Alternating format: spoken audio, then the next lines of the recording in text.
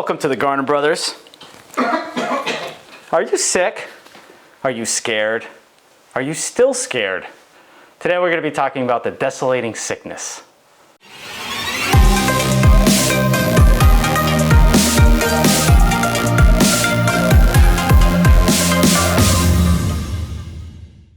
All right, the desolating sickness. Let's go ahead and talk about it. Sean Spencer, I will be your psychic ferryman over the river Styx. That's Gus, my ferry. Hello.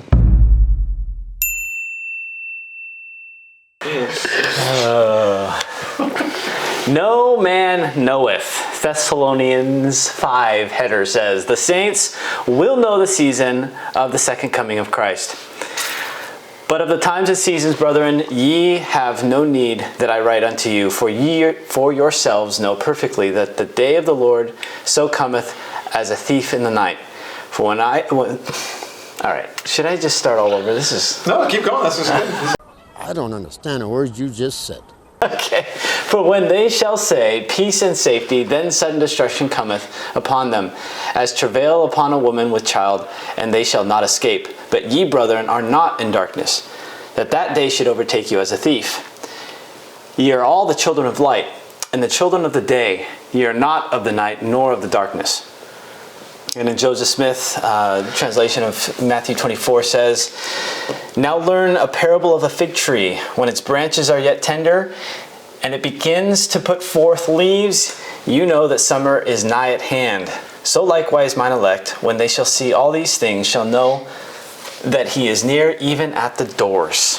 So before, just to kind of explain, I think this is what is going on in many people's minds when the second coming is brought up. All right. They say, we can't talk about that. We don't know. We don't know when that is. We can't talk about it. So therefore you can't talk. You know what? Maybe we just shouldn't talk about this. But they're misinterpreting the scripture.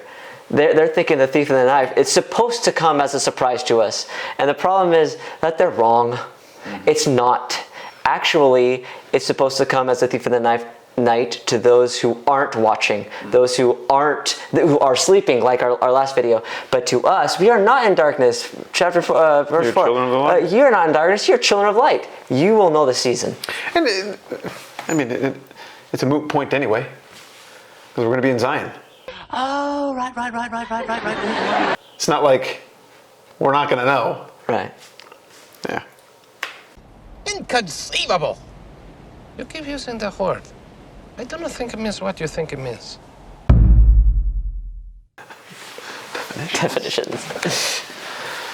Is this me? Yeah. Okay, cool. Desolating sickness equals COVID. Wow, so bold. Okay, so let's talk about this. I don't know about you guys, but I've spoken about this connection to a few people, and they just give me the craziest look. Like, are you nuts? What? First of all, they don't know what desolating sickness is or where to find it in the scriptures. But anyway, let's go on. So, definition. What does desolating mean? And how in the world would we ever connect the two? What we just experienced and this great desolating sickness is supposed to happen before the second coming. So, the definition, desolating, is barren, deprived, solitary, lonely, abandoned by friends or by hope. What desolating does not mean is deadly. It does not equal deadly. So further definitions. Again, anyone can look this up on dictionary.com if they have the internet. This video is not sponsored by dictionary.com. It says, desolating means devoid of inhabitants by visitors, deserted, a desolate, abandoned town. Joyless and sorrowful through or as if through separation from a loved one, a desolate widow, showing the effects of abandonment and neglect. Dilapidated, desolate old house, devoid of warmth, comfort, or hope, gloomy, to deprive of inhabitants. The neighboring towns were desolate, forsake their desolated families back home. So when you think about who was writing this down, those ancient prophets or apostles, when they saw our time and they were to describe COVID-19, How do you think they would have described it? I think that's exactly what COVID-19 is. That's to the letter, to the T. That's what COVID-19 was for everybody involved. And talking about it as though it's past tense, it's not. Right. Yeah. They're still trying to bring the desolation back. So we might have a little bit more ahead of us. It might be more desolating. Who knows? Yeah, that's a great segue because of the scourge. Oh boy, You like here that? we go. You like that? We planned that. Definition of scourge is punishment, whipping, etc. Etc. Not etc. First definition, 1, whip or lash, especially for the infliction of punishment or torture. Number 2, person or thing that applies or administers punishment or severe criticism. Person or thing. Number 3, cause of affliction or calamity. And number 4, disease and famine are scourges of humanity. So is the desolating sickness always coupled with the scourge? We will see shortly. Times of the Gentiles. Time in which the gospel is taken from Israel and given to the Gentiles. Read 35 chapter 16. So is the times of the Gentiles fulfilled? Doctrine and Covenants 45 reads, and this I have told you concerning Jerusalem, and when that day shall come, shall a remnant be scattered among all nations. But they shall be gathered again, but they shall remain until the times of the Gentiles be fulfilled. Beginning in 1917, after nearly 2,000 years, the Jews finally began returning to the Promised Land. In 1967, after the Six-Day War, Jerusalem came completely under control of Jewish government.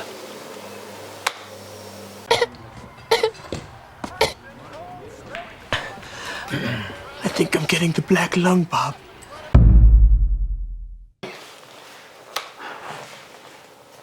This is where it all comes together. Now that we have the definitions. Now we have the definitions. Maybe we should say that. Yes. Now that we have all the definitions in place, let's talk about the sequence of events discussed in Doctrine and Covenants 45. And President Nelson referenced Doctrine and Covenants, this section, 30 through 31 in April Conference 2021, when he called us to stand in holy places. And it reads, and in that generation shall the times of the Gentiles be fulfilled. And there shall be men standing in that generation that shall not pass until they shall see an overflowing scourge, or for a desolating sickness shall cover the land. But my disciples shall stand in holy places and shall not be moved. But among the wicked, men shall lift up their voices and curse God and die. And there shall be earthquakes also in diverse places and many desolations, yet men will harden their hearts against me, and they will take up the sword one against another, and they will kill one another. So first of all, I think this is significant because President Nelson, 7:15. I think it was pretty bold. He gets up in General Conference in front of the world and references this and says, okay, here's where we are. This is where we are right now. We are here. And I think that's pretty bold. Him saying, we are at the end of this generation. And again, we're talking about the generation that saw the fulfillment of the times of the Gentiles when the Jews come back. That generation that saw it, they will not pass away until come back to life. Have come back to life. It's 1967, right, is when they came back. So the boomers, that generation will not pass away until they see this overflowing scourge that comes because of the sickness. So they can die now. They have permission, I guess. I don't know. Bring out your dead! All right, so yeah, we have this sequence of events. We have a scourge because of a desolating sickness. And it looks like more things in verse 33 that, we probably haven't seen quite yet to be fulfilled. Not a whole lot of earthquakes. Right. And it said more desolations, right? Yeah, and many desolations. Not sicknesses, just desolations. Right. And so for those that claim that we can't know where we are in the timeline, or we shouldn't, the Lord's pointing it out for us. Oh, well, President Nelson is. And President Nelson's saying it's happening. Right. And so we know where we are right now. We have seen the Jews return. We have seen the sickness and the scourge that came because of it. So the question is, I don't know, what's next? What's next? Earthquakes and more What's the next slide, I guess? It is. Nothing for you.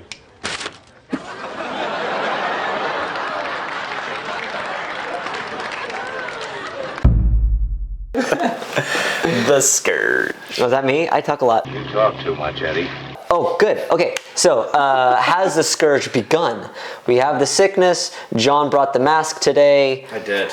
We all know what the sickness was that was so desolating. But has the scourge really begun? That punishment, that whipping? Well, right after, the summer after the shutdowns happened, David A. Bednar, a prophecy and revelator, said some bold things. We were right in the middle of all of this, and he has this this speech. We're gonna says watch next slide, and we have some excerpts from it. But he says some really bold things that maybe hint towards the scourge. I'm grateful to participate with you in the Religious Freedom Annual Review. I believe it is vital for us to recognize that the sweeping governmental restrictions that were placed on religious gatherings at the outset of the COVID-19 crisis truly were extraordinary. In what seemed like an instant, most Western governments and many others simply banned communal worship. No other event in our lifetime, and perhaps no other event since the founding of this nation, has caused quite this kind of widespread disruption of religious gatherings and worship. For nearly 2 months, Americans and many others throughout the free world learned firsthand what it means for government to directly prohibit the free exercise of religion. The power of government must have limits. This time of restriction and confinement has confirmed for me that no freedom is more important than religious freedom. We have witnessed the government's swift, well-intentioned, but often dangerous breaching of the boundaries that protect the free exercise of religion. Do we hear the buzzer on the alarm clock? This is a wake-up call for all of us. While believers in their religious organizations must be good citizens in a time of crisis, we cannot allow government officials to treat the exercise of religion as simply non-essential. Never again must the fundamental right to worship be trivialized below the ability to buy gasoline. Now is the time for us to heed the wake-up call, to remember and to act. And he, instead of saying overflowing scourge, he uses different words many times that say the exact same thing. Right. I didn't think he wants to scare it, but his purpose was to say, don't do this again. But also his purpose was that you are restricting the freedom of religion, which this whole nation was based off of. They wanted to flee that persecution before and worship God how they may, and yeah, that is a scourge. Some people, oh, it's not that bad. We went home. It was okay. We got to watch and have sacrament inside and be with our family, but that was a scourge. That was meant to hurt and punish. Yeah. Punish the righteous. That was the definition. Punish the righteous. Right. And that's still happening. Oh yeah. They're still, not as bad in the U.S. because there's enough of us to fight back, but our neighbors to the north, they're jailing pastors, preachers, and so forth, evangelists, and so forth. All those evangelists running around up in Canada, straight to jail. Straight to jail. Right away. Right to jail, right away. But they're throwing them in jail for trying for opening up their churches, and they keep doing it, and they keep doing it. So yeah, there's scourges all over the place. We can see it. It's out there right now. Is it going to get worse? We don't know. Is it overflowing yet? I don't know. I think it'll get worse. So we've talked about that, not on camera, but we've talked about overflowing before. And I think people kind of skip that word and just go to scourge. There's going to be a scourge.